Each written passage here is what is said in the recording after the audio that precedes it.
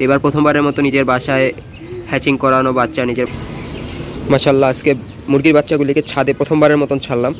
এছাড়া এর আগে 2-3 দিন এভাবে খাঁচাই করে এনে ছাদে রাখা হয়েছে, বাট ছাড়া হয় নাই।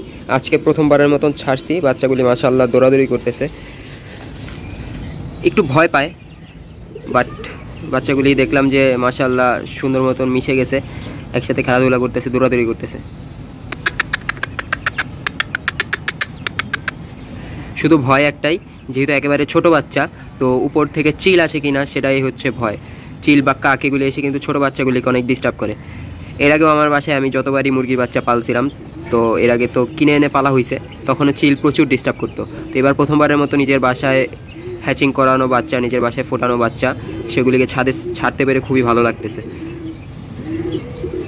তো রোদও আছে, প্লাস হচ্ছে হালকা মেঘলা মেঘলা ওয়েদার।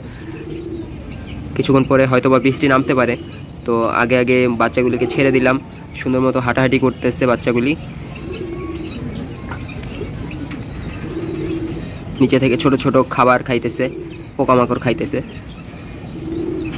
বর্ষার সিজন যেহেতু, বৃষ্টি পড়তেছে রেগুলার, ছাদের অবস্থা খুবই খারাপ, চারপাশে কাদা জমে আছে, ময়লা জমে আছে। দেখেন, ছাড়া পেয়ে খুব খুশি, লাফালাফি করতেছে।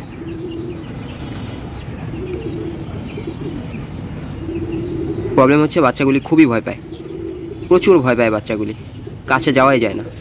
তাই আমি দূর থেকে বসে দেখতেছি, কারণ কাছে গেলেই দৌড়াদৌড়ি শুরু করে দিবে।